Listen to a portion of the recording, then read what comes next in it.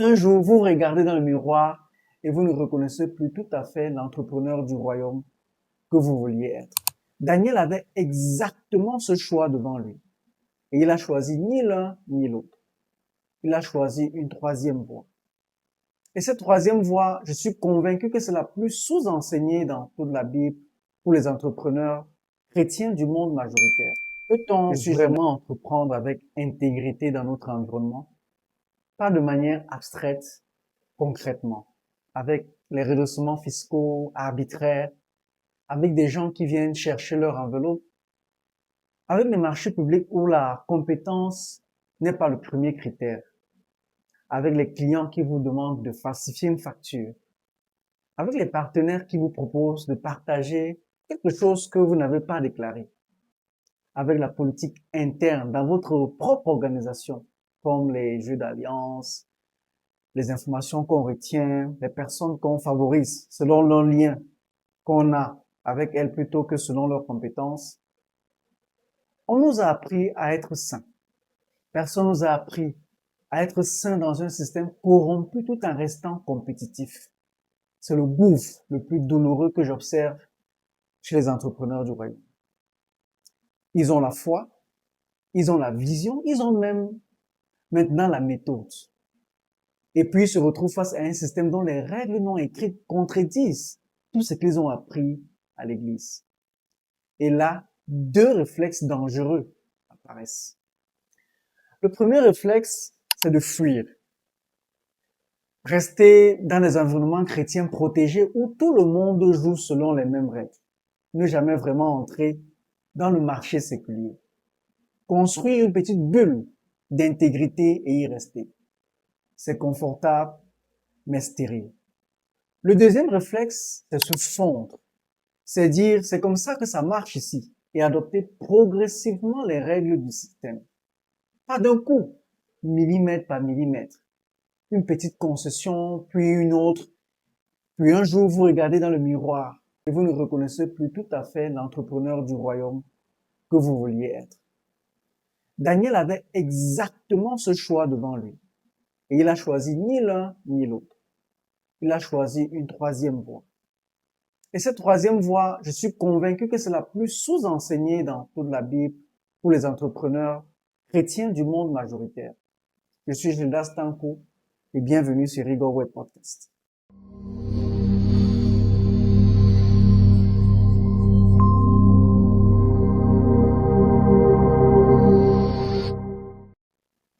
Mais avant de comprendre la troisième voie, il faut comprendre l'environnement dans lequel Daniel l'a exercé. Parce que Babylone n'est pas une métaphore floue, c'est un miroir précis de vos marchés. Nous sommes dans Daniel, chapitre 1, versets 1 à 4. Nebuchadnezzar, roi de Babylone, conquiert Jérusalem. Il donne une instruction précise à son chef des eunuques. Identifier parmi les jeunes captifs israélites ceux qui sont sans défaut, beaux de figure, intelligents en toute sagesse, instruits et capables. Il veut les meilleurs. Il veut les former pendant 3 ans à la langue et aux écrits des Chaldéens. Et ensuite, il veut les mettre au service de son palais. Regardez ce que Babylone propose à Daniel. Pas l'esclavage brutal, l'intégration dorée, la formation d'élite, l'accès au couloir du pouvoir, la proximité avec le roi, la possibilité de devenir quelqu'un d'important dans le système le plus puissant du monde connu. C'est précisément l'offre la plus dangereuse qui soit. Pas la persécution ouverte, mais la cooptation progressive. Babylone ne vous demande pas d'abandonner votre foi. Elle vous demande de la rendre privée, de la garder pour vos moments personnels et d'adopter ses règles pour tout le reste. C'est exactement dans ces environnements que nous opérons. Regardez votre environnement d'entrepreneur. Pas les cas extrêmes de corruption frontale. Ceux-là sont faciles à identifier et à refuser. Regardez les pressions subtiles. Par exemple, le client qui vous dit « tout le monde fait ça ici ». Le partenaire qui vous propose une structure opaque pour optimiser la fiscalité. Le système bancaire qui vous demande de justifier des fonds dont l'origine est légitime mais documentée différemment. L'environnement interne ou s'aligner sur le supérieur hiérarchique, même quand il a tort, est la condition non dite d'avancement. Les recrutements ou promotions où la compétence est le critère officiel, mais où le lien personnel est le critère réel. Ce ne sont pas des situations de films de mafia, ce sont nos lundis matins. Alors, que veut Babylone vraiment? Allons-y en Daniel 1, verset 7. Il dit, le chef des eunuques leur donna d'autres noms. Il donna à Daniel le nom de Beltéchassar. C'est l'une des actions les plus significatives de tout le récit. Changer le nom de quelqu'un dans la culture de l'Antiquité, c'était changer son identité. Le nom de Daniel signifie Dieu est mon juge. Son nom babylonien fait référence à Bel, une divinité chaldéenne. Babylone ne veut pas seulement sa compétence, elle veut son identité.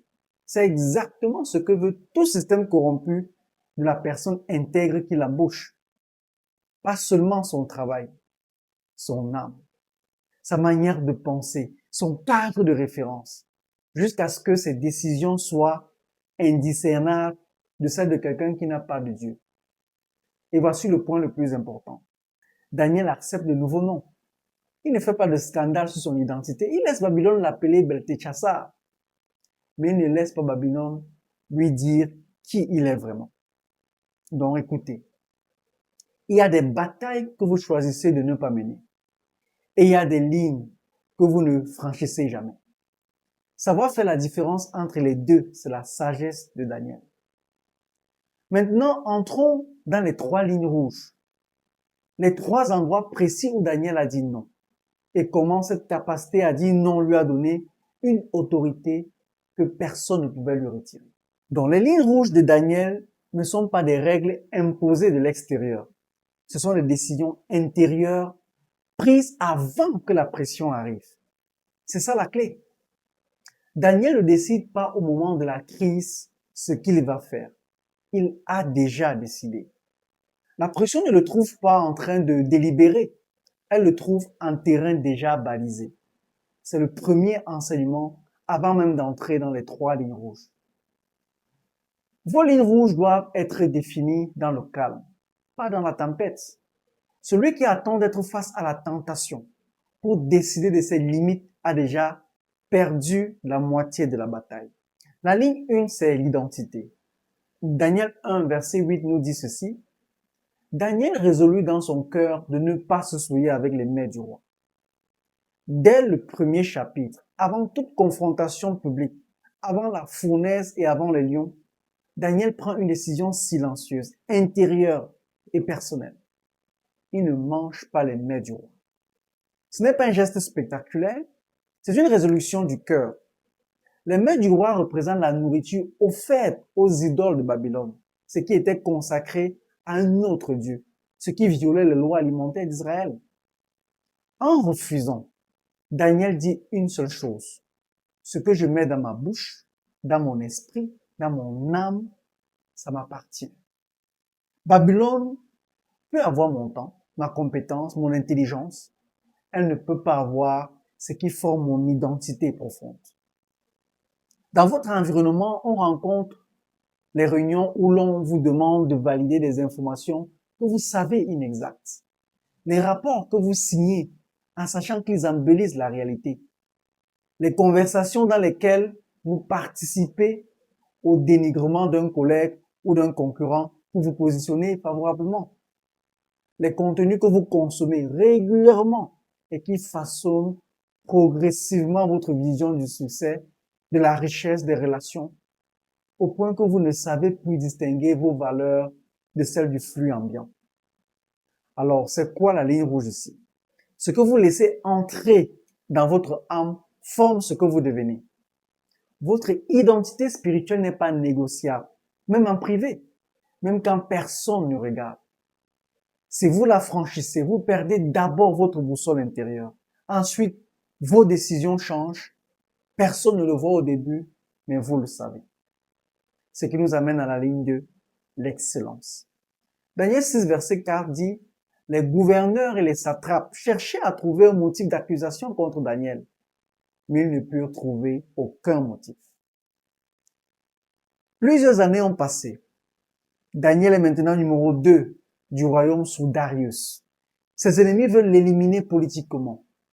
Il fouille sa vie professionnelle de fond en comble, ses finances, ses décisions, ses relations, ses dossiers. Et le texte dit quelque chose de remarquable. Il ne trouvait rien, aucune négligence, aucune faute, aucune irrégularité.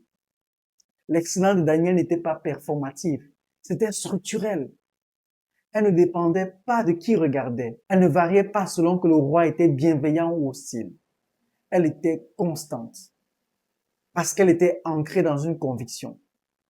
Son travail était une offrande à Dieu, pas une démonstration pour les hommes. C'est ce que j'ai appelé dans la vidéo sur Néhémie la signature du bâtisseur. Travailler pour l'œil de celui qui voit dans le secret. Alors, qu'est-ce qui se passe dans notre environnement? La tentation de faire de la politique interne, de traiter les gens différemment selon leur utilité pour vous, de retenir des informations stratégiques pour vous positionner, de favoriser ceux qui peuvent vous aider au détriment de ceux qui méritent objectivement. La pression d'avoir une comptabilité créative, des chiffres officiels et des chiffres réels. L'habitude de donner le minimum quand le contrôle se relâche et le maximum quand les projecteurs sont allumés. Ces comportements-là ne vous disqualifient pas immédiatement. Ils vous disqualifient lentement, sûrement, irréversiblement. Alors, quelle est la ligne rouge à laquelle nous devons prêter attention ici? Votre travail doit être aussi propre dans l'obscurité que dans la lumière. Je répète, votre travail doit être aussi propre dans l'obscurité que dans la lumière. Vos chiffres, vos process, vos relations internes doivent pouvoir être audités demain sans que vous ayez rien à cacher. Si vous franchissez cette ligne rouge, vous construisez sur du sable. Le premier audit, la première crise, la première personne qui décide de parler et tout s'effondre. Et cette fois, ce n'est pas seulement votre montagne, c'est votre témoignage. Ligne 3, la fidélité. Daniel 6, verset 10 dit, Daniel pria et rendit grâce devant son Dieu, comme il le faisait auparavant. Le roi Darius a signé un décret qui dit que quiconque adresse une prière à un Dieu autre qu'au roi pendant 30 jours sera jeté dans la fosse au lion. Daniel apprend et il va chez lui, ouvre ses fenêtres en direction de Jérusalem et prie. 3 fois par jour, comme il le faisait auparavant. Le détail le plus puissant n'est pas qu'il prie malgré l'interdit. C'est la phrase finale. Comme il le faisait auparavant. La crise n'a pas changé son comportement. Elle n'a pas non plus provoqué un accès de dévotion compensatoire. Il fait exactement ce qu'il faisait déjà. La pression extérieure n'a aucune prise sur sa pratique intérieure parce que cette pratique n'était pas dépendante des circonstances extérieures pour exister. Dans votre environnement, on peut noter la tentation de mettre en veille votre vie spirituelle pendant les saisons d'intenses activités professionnelles. On dit, je reprendrai quand les choses se calmeront. La pression de ne pas afficher votre foi dans les contextes professionnels où elle pourrait vous coûter un contrat ou une relation. La tendance à ne prier que dans les crises et à oublier Dieu dans les saisons de croissance. Et plus subtilement, la progressive substitution de votre identité d'entrepreneur du royaume par votre identité de professionnel compétent, au point que les deux ne se distinguent plus vraiment dans votre agenda, vos conversations et vos priorités. Soyez conscient de cette ligne rouge. Votre connexion verticale doit être aussi régulière dans le succès que dans la détresse, aussi visible dans les saisons normales que dans les crises. Si vous la franchissez, vous perdez progressivement ce qui vous distingue. Vous devenez un bon professionnel, peut-être même un excellent professionnel, mais vous n'êtes plus un entrepreneur du royaume. Vous êtes un chrétien qui travaille. Les 3 lignes rouges de Daniel décrivent une posture. Mais tenir ces lignes dans la durée, face aux pressions répétées, aux compromis progressifs, aux environnements qui usent demandent des systèmes concrets. Dans Oser la rigueur, je développe ce que j'appelle la rigueur de l'invisible. Comment construire des habitudes d'intégrité qui ne dépendent pas de votre volonté du moment, mais de votre architecture de vie. Le lien est en description. Nous avons les 3 lignes, mais il reste quelque chose que Daniel nous enseigne et que presque personne ne développe, à mon avis. C'est que l'intégrité n'est pas seulement une valeur morale, c'est un avantage compétitif. Il y a une croyance répandue, inavouée, que beaucoup d'entrepreneurs chrétiens portent sans la formuler. C'est que l'intégrité est un handicap commercial. Ceux qui jouent selon les règles non écrites avancent plus vite. Ceux qui refusent les enveloppes perdent les marchés. Ceux qui ne font pas de politique interne restent au bas de l'échelle. Cette croyance contient une vérité partielle. À court terme, dans certains environnements, l'intégrité peut effectivement vous faire perdre une opportunité précise. Mais elle oublie quelque chose que le livre de Daniel documente avec une précision qui devrait nous arrêter. Daniel finit numéro 2 sur 3 empires différents. Nabucodonosor, Belshazzar, Darius. 3 rois, 3 empires différents ou 3 phases du même empire. Et dans chacun, Daniel finit en position de premier conseiller. Ce n'est pas de la chance. Ce n'est pas du favoritisme. C'est le résultat d'une équation que le monde comprend, même quand il n'admet pas. Un homme dont les chiffres sont vrais, dont les rapports sont fiables, dont les décisions ne sont pas biaisées par ses intérêts personnels. Cet homme est une ressource rare dans tout système. Rare au point d'être irremplaçable.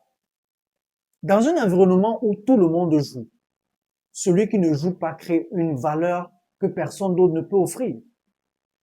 Ce que j'appelle la confiance.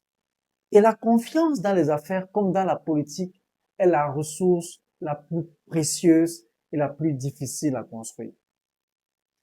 Vos concurrents peuvent copier votre produit, ils peuvent baisser leur prix, ils peuvent voler vos clients, mais ils ne peuvent pas vous voler une réputation d'intégrité construite sur des années de comportement constant. Celle-là, elle vous appartient entièrement. Et cette crédibilité se construit dans l'obscurité. Daniel 6, verset 4 dit que ses ennemis ne purent trouver aucun motif. Cela signifie que pendant toutes ces années de service, Daniel avait construit quelque chose d'invisible, mais d'indestructible. Un dossier vierge. Chaque décision prise avec intégrité quand personne ne regardait était une brique. Chaque rapport rendu honnêtement, même quand personne ne l'aurait vérifié, était une brique. Chaque relation traitée avec équité, indépendamment de son utilité politique, était une brique. Et quand la crise est venue, quand ses ennemis ont cherché à la battre, il n'y avait rien à trouver. Pas parce qu'il avait bien caché ses erreurs, parce qu'il n'en avait pas commis à cacher. C'est l'avantage compétitif le plus durable qui existe. N'avoir rien à cacher. Dans un environnement où tout le monde, je dirais presque tout le monde cache quelque chose, celui qui n'a rien à cacher dort différemment, décide différemment, négocie différemment, parce qu'il n'est jamais en train de gérer le risque que quelqu'un parle. Je dois m'arrêter ici sur quelque chose que j'ai évoqué en introduction et qui mérite une réponse directe, parce que je sais que certains d'entre vous le vivent. La question du redressement fiscal. Dans certains de nos environnements, un redressement fiscal ou social peut effectivement mettre une entreprise en difficulté ou la fermer, même quand l'entrepreneur a essayé de faire les choses correctement. Les règles changent, les interprétations varient, les inspecteurs ont du pouvoir discrétionnaire et la tentation de s'arranger plutôt que d'affronter le processus est réelle. Je ne veux pas vous dire que l'intégrité fiscale vous protégera automatiquement de tout redressement arbitraire. Non, ce serait un mensonge. Ce que je peux vous dire, c'est ceci. Un entrepreneur dont les comptes sont vrais fait face à un redressement arbitraire avec une force morale, une clarté juridique et une paix intérieure que celui dont les comptes sont doubles n'a pas. Et cette différence dans votre capacité à vous défendre, à dormir, à tenir est immense. Daniel dans la fosse au lion n'est pas sorti parce qu'il avait des relations. Il est sorti parce qu'il n'avait pas de culpabilité qui lui enlevait sa paix. Il dit, mon Dieu a envoyé son ange et a fermé la gueule des lions. Ce n'est pas de la théologie magique. C'est la description d'un homme qui entre dans la crise sans dette intérieure et qui en sort avec une autorité que ses ennemis ne peuvent plus contester. Daniel s'était donc engagé dans une troisième voie. Exceller sans se souiller. Daniel a appris la langue et les écrits des Chaldéens. Il a servi dans les palais. Il a conseillé des rois païens. Il a utilisé les systèmes de Babylone pour accomplir les desseins de Dieu. Il n'a pas fui Babylone. Il n'est pas devenu babylonien. C'est la troisième voie. Elle demande plus de sagesse que la fuite et plus de courage que la compromission. Elle demande de savoir exactement où sont vos lignes rouges. Pas en théorie, mais en pratique. Par rapport aux situations réelles que vous rencontrez. Et de les tenir, non pas par peur d'être vu, mais parce que vous avez compris que votre identité, votre excellence et votre fidélité sont ce que vous avez de plus précieux. Vous pouvez être dans le système sans appartenir au système. Vous pouvez en apprendre les codes sans en adopter les valeurs. Vous pouvez y exceller sans y vendre votre âme. Mais seulement si vous avez décidé à l'avance où sont vos lignes rouges. Et si cette décision est assez profonde pour tenir quand la pression arrive. Peut-être que votre comptabilité n'est pas entièrement propre. Peut-être que vous avez participé à des décisions que vous n'étiez pas fier de prendre. Peut-être que vous avez regardé ailleurs quand quelqu'un dans votre équipe était traité injustement. Parce que corriger la situation vous aurait coûté quelque chose. Je ne viens pas vous condamner. Je viens vous poser la question que Daniel lui-même s'est certainement posée à certains moments de son long service sous des rois dont les valeurs n'étaient pas les siennes. Est-ce que là où j'en suis aujourd'hui, je peux encore dire que mon témoignage professionnel est cohérent avec qui je prétends être devant Dieu? Ce n'est pas une question de perfection. Daniel lui-même n'était pas parfait. La Bible ne prétend pas qu'il était. Mais elle montre un homme qui, face à des pressions systémiques répétées sur des décennies dans plusieurs contextes différents, a maintenu une cohérence reconnaissable. Pas une cohérence parfaite, une cohérence reconnaissable. Il y a une tentation spécifique quand on a déjà commis une compromission, c'est de continuer. Parce que reculer semble plus coûteux que d'avancer. Parce qu'on a déjà investi dans la direction de la compromission. Parce qu'admettre qu'on a franchi une ligne implique d'affronter des conséquences. Je veux vous dire quelque chose que vous savez probablement déjà, mais qui a besoin d'être dit à haute voix. Il n'est jamais trop tard pour tracer une nouvelle ligne. Pas pour effacer ce qui s'est passé, mais pour décider de ce qui se passera à partir de maintenant. Il y a dans le livre de Daniel un moment que l'on cite rarement. Au chapitre 9, Daniel prie. Il ne commence pas par intercéder pour le peuple, il commence par confesser. Il dit, nous avons péché, nous avons commis l'iniquité, nous avons agi méchamment. Daniel, l'homme au dossier vierge, confesse. Non pas parce qu'il est hypocrite, mais parce qu'il comprend que la sainteté n'est pas l'absence de faute. C'est la capacité à nommer la faute, à s'en repentir et à se réaligner. Votre intégrité entrepreneuriale peut être reconstruite, pas instantanément, pas sans coût, mais elle peut l'être. Et chaque décision propre que vous prenez à partir de maintenant est une brique dans cette reconstruction. Que faire quand l'environnement lui-même est structurellement toxique? C'est une question que certains de vous se posent. Quand ce n'est pas une pression ponctuelle, mais un système entier dont les règles non dites exigent la compromission pour participer. Daniel n'a pas eu le choix de rester ou de partir. Il était captif à Babylone. Vous pouvez choisir. Je ne vais pas vous dire que vous devez toujours rester pour être cette lumière. Parfois, l'environnement est tellement corrosif que le maintien de votre intégrité n'est possible qu'en partant. Et partir n'est pas fuir. C'est discerner que votre montagne n'est pas là. Avant de partir, assurez-vous que vous ne partez pas parce que c'est difficile. Parce que tenir ces lignes rouges dans un environnement corrompu est supposé être difficile. C'est précisément pour cela que c'est précieux. Et c'est précisément pour cela que le témoignage de Daniel, un homme qui a tenu pendant des décennies dans le système le plus hostile qui soit, est encore lu et étudié 2500 ans plus tard. Votre intégrité dans un environnement qui ne la mérite pas, c'est peut-être le témoignage le plus puissant que vous puissiez offrir à votre génération.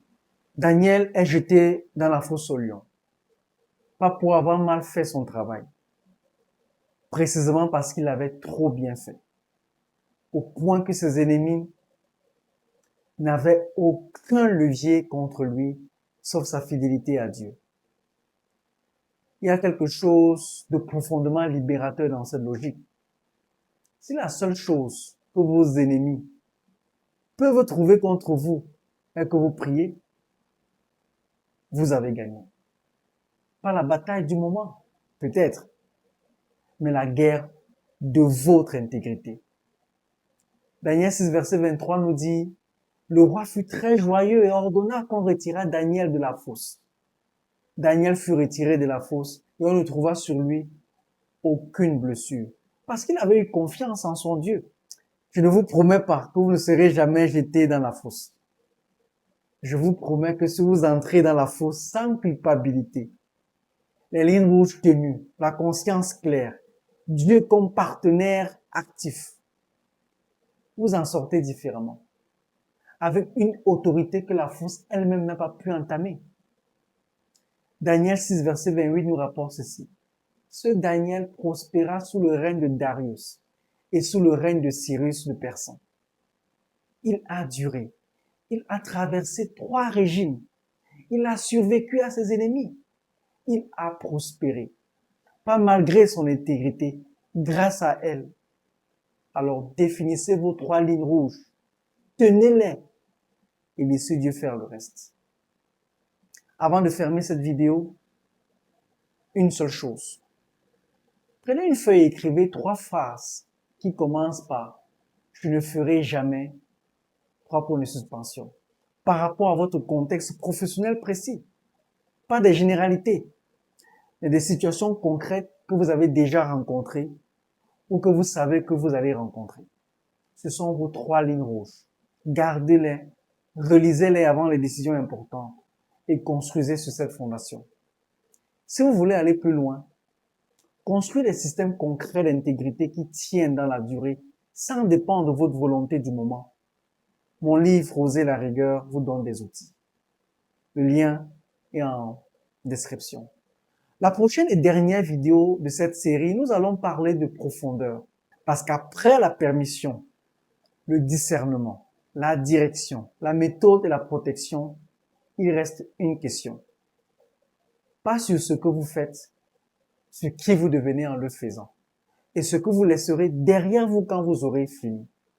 Rendez-vous à la prochaine vidéo. À bientôt et bye bye.